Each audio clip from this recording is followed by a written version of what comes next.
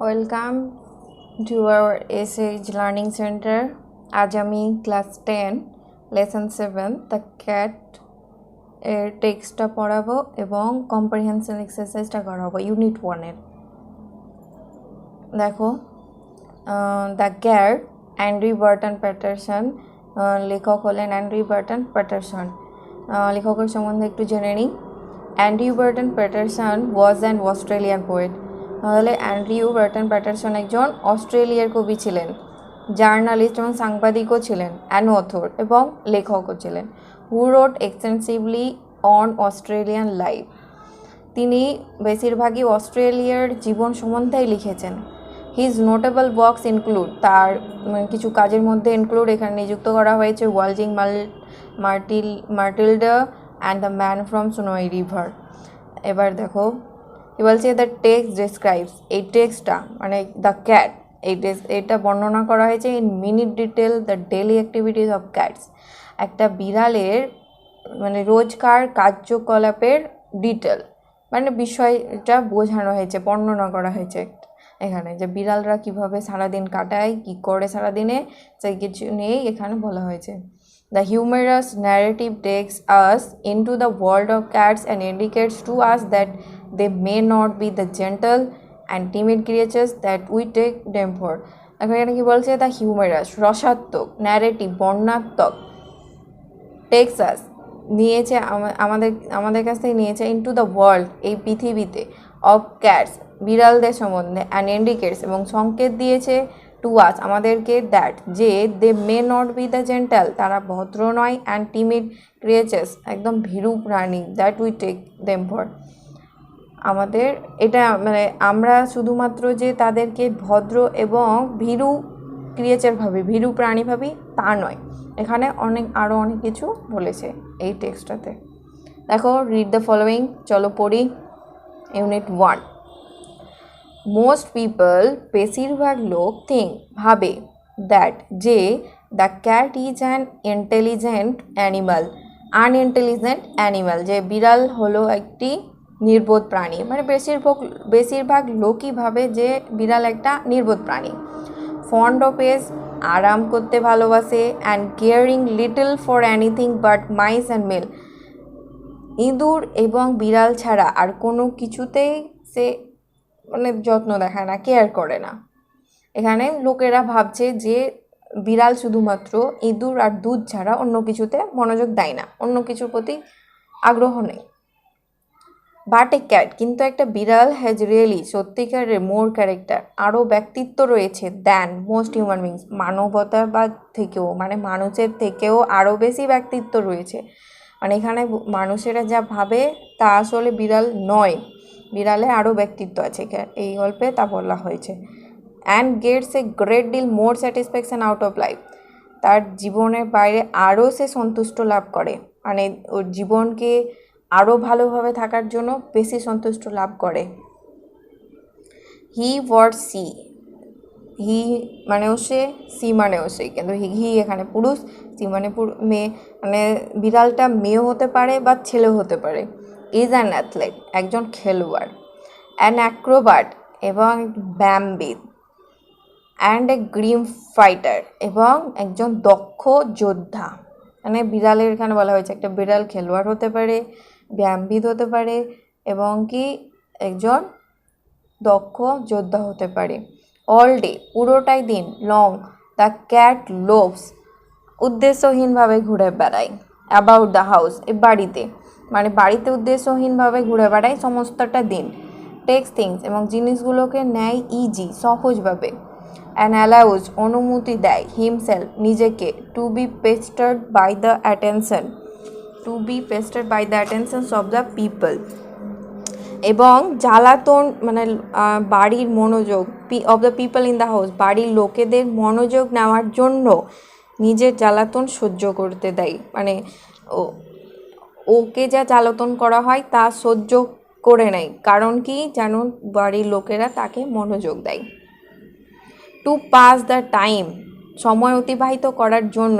Away, হি sometimes watches, সে কিছু সময় লক্ষ্য করে, কি লক্ষ্য করে, এ মাউস হোল ইঁদুরের গর্ত for an hour or two, 1 ঘন্টা বা 2 ঘন্টা।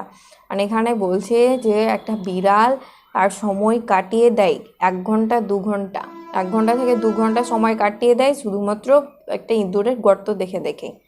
জাস্ট টু কিপ হিমসেলফ, শুধুমাত্র নিজেকে রাখে, ফ্রম ডাইং অফ বোরডম, মানে এইটা কেন করে এরকম? বোরডম মানে এখানে বিরক্তিবোধ, তার শুধুমাত্র বিরক্তিবোধটাকে কাটার জন্য এই জিনিসটা করে।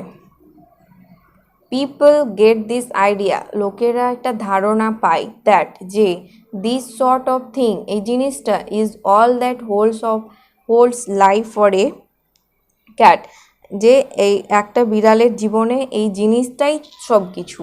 মানে এই জিনিসটা লোকেরা ভাবে কি, এই যে ইঁদুরের গর্ত দেখে কাটানো সময়, মাছ শুধু ইঁদুর আর দুধ ছাড়া আর কিছু প্রতি আগ্রহ না দেখানো, মানে এই সব করেই মানে সমস্তটা লাইফ ওর কেটে যায়, লোকেরা এটা ভাবে। বাট ওয়াচ হিম, কিন্তু তাকে লক্ষ্য করো, as a shades of evening fall, shades মানে ছায়া, ইভিনিং ফল মানে যখন সন্ধ্যা নেমে আসে, বলছে যখন সন্ধ্যার ছায়া নেমে আসে তখনই তাকে লক্ষ্য করো। You can see the cat as he really is, তাহলেই তুমি তখন বিড়ালটিকে সত্যিকারে দেখতে পাবে, যে সত্যিকারে একটা বিড়াল এর লাইফটা কেমন, জীবনটা কেমন, তখনই তুমি দেখতে পাবে। ঠিক আছে, ইউনিট 1 এখানেই শেষ হয়েছে। এবার ইউনিট 1-এর কম্প্রিহেন্স এক্সারসাইজ আছে, ওটাও দেখো। ইউনিট 1-এর কম্প্রিহেনশনস এক্সারসাইজ দিয়েছে কিছু।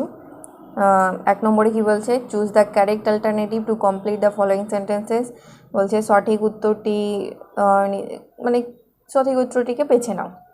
এ কি বলছে, মোস্ট পিপল, বেশিরভাগ লোক, থিঙ্ক ভাবে, দ্যাট যে দ্য ক্যাট ইজ, বিড়াল একটা, ওয়াইজ জ্ঞানী, আনইন্টেলিজেন্ট নির্বোধ, ক্লেভার চালাক, ইন্টেলিজেন্ট বুদ্ধিমান। তো আমরা তো দেখলাম যে আনইন্টেলিজেন্ট বলা হয়েছে তাকে, তাহলে এটাকে চিহ্নিত করে দাও। তারপর B, the cat cares little for anything but mice and, বিড়াল অল্পই নেয় মানে ফর এনিথিং যে কোনো কিছুর জন্য, বাট মাইস কিন্তু শুধুমাত্র ইঁদুর আর কি জিনিস, স্যুপ, জুস, ওয়াটার, মিল্ক, আমরা দেখলাম মিল্ক বলেছে, মিল্কের নিচে রাখ দাও। সি, ওয়ান ক্যান সি, একজন দেখতে পায়, দ্য ক্যাট একটা বিড়াল, অ্যাজ যেহেতু the really is in the, কখন কখন সত্যিকারে দেখতে পাওয়া যায়, মর্নিংয়ে, নাইটে, আফটারনুন, ইভিনিং, কোন টাইমটাতে আসে রাসেল রূপ, ইভিনিংয়ে, যখন ইভিনিং নেমে আসে, আমরা দেখলাম ইভিনিংয়ের কথা বলা হয়েছে। কম্প্রিহেনশন এক্সারসাইজের 2 কি বলেছে, complete the following sentences with information from the text, মানে নিচের বাক্যগুলিকে সম্পূর্ণ করো। এ দিয়েছে কি, the cat really has more character than, মানে সত্যিকারের আরও বেশি ব্যক্তিত্ব রয়েছে কিসের থেকে, মোস্ট হিউম্যান বিংস। তারপরে বিয়ে কি বলেছে, দ্য ক্যাট সামটাইমস ওয়াচেস, কিছু সময় বিড়াল দেখে, কি দেখে, a mouse hole for an hour for two, just to keep himself from dying of boredom. তারপর C, all day long the cat allows himself to be, answer posted by the attention of the people in the house। এবার 3 নম্বর কোশ্চেনে কি বলেছে, state whether the following statements are true or false, বলছে নিচের বাক্যগুলি true না false সেটা দেখাও, আর সাপোর্টিং স্টেটমেন্টও চেয়েছে। দেখো A, the cat is not fond of ease, বিড়ালটি আরাম প্রিয়, মানে আরাম এখানে নট বলেছে, আরামপ্রিয় নয়।